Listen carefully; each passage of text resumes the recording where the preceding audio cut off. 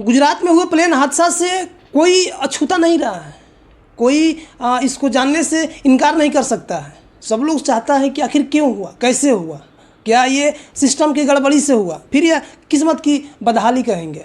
जिस तरीके से 241 लोग एक ही प्लेन में एक ही दिन एक ही समय मारे गए थे, उसको क्या लगता है कि ये हमारी किस्मत की खराबी थी या फिर सिस्टम की गड़बड़ी थी। लोग बार बार यही चीज़ें पूछ रहे हैं कि क्या जिस बोइंग कंपनी के प्लेन पर पहले प्रतिबंध लग चुके थे, क्या उसको उड़ाना जरूरी था?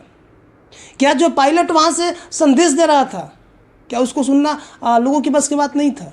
जिस तरह आपने अनाउंसमेंट कर दिया कि जो लोग मरे हुए हैं उनको 1-1 करोड़ रुपया टाटा ग्रुप को लोग देंगे, लेकिन कुछ लोग तो कह रहे हैं कि हम आपको 2 करोड़ देते हैं, आप मुझे मेरा परिवार लौटा दीजिए।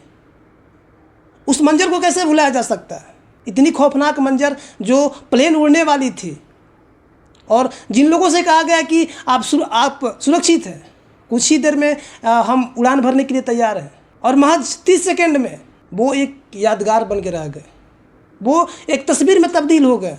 जो लोग फ़ोन पे गुड बाय कह रहे थे वही उनके आखिरी शब्द बन गए। जो लोग इंडिया घूमने आए थे और गुड बाय इंडिया कह के निकले थे वही उनके आखिरी शब्द बन गए। जो माँ अपने बेटे से बोली थी कि बेटा ठीक है तू पहुँच के फ़ोन करना, उस माँ को वही शब्द आखिरी शब्द बन गए। ये मंजर इतना खौफनाक निकला कि अपनों को पहचानना भी मुश्किल हो गया। DNA टेस्ट करके लोग को पहचाना जाएगा। राजस्थान के कई परिवार के 5 लोग, उनकी खुशियाँ मातम में तब्दील हो गई। गुजरात के पूर्व CM जो अपने बेटी और बीबी से मिलने के लिए लंदन जा रहे थे, वो भी उसी विमान में थे। लोग कहते हैं कि उनका एक लकी नंबर है 1206, और संयोगवश की हादसा भी उसी दिन हुआ है 12/6/1206। तो क्या हम इसको किस्मत की बदहाली कहेंगे, फिर सिस्टम की नाकामी कहेंगे? क्या वो उड़ान भरने से पहले सारी चीज़ें चेक नहीं करके किया गया था? कुछ लोग तो कह रहे हैं कि किस्मत का करिश्मा है। कुछ लोग तो कह रहे हैं कि 11A जो सीट नंबर था उसको देखिए, 241 लोग मारे गए लेकिन फिर भी वो बंदा जिंदा है। उसको किस्मत का करिश्मा कहेंगे, फिर यमराज की मेहरबानी कहेंगे? गुजरात के पूर्व CM जो उनका नंबर लक्की नंबर था, वो लक्की नंबर कहाँ गया उनका? वो अपनी पत्नी और बीबी से मिलने गुजरात जा रहे थे, वो अपनी पत्नी और बीबी की सिर्फ यादों में रह गए। खुशबू जो 16 साल की लड़की थी जो अपने पिता से मिलने लंदन जा रही थी, वो अपने पिता के ख्वाबों में रह गई।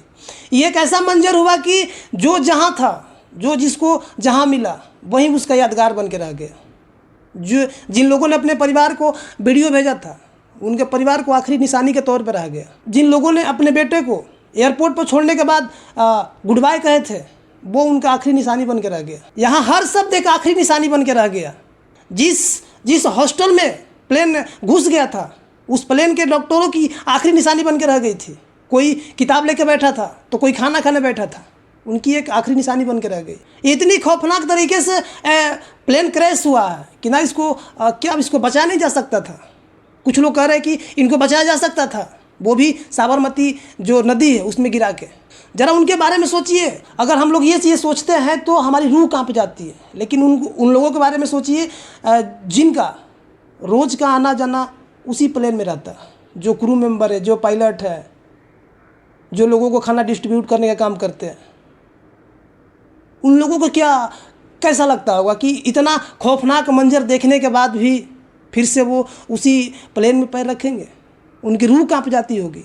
जिन्होंने अभी नए एयर इंडिया ज्वाइन किए थे, जिनकी महज 2-3 साल हुआ था नौकरी करते, उनके घर पे मातम फैल गया। उनकी आखिरी वीडियो एक आखिरी निशानी के तौर पर रखी गई, उनका आखिरी फ़ोटो एक आखिरी निशानी के तौर पर रखी गई।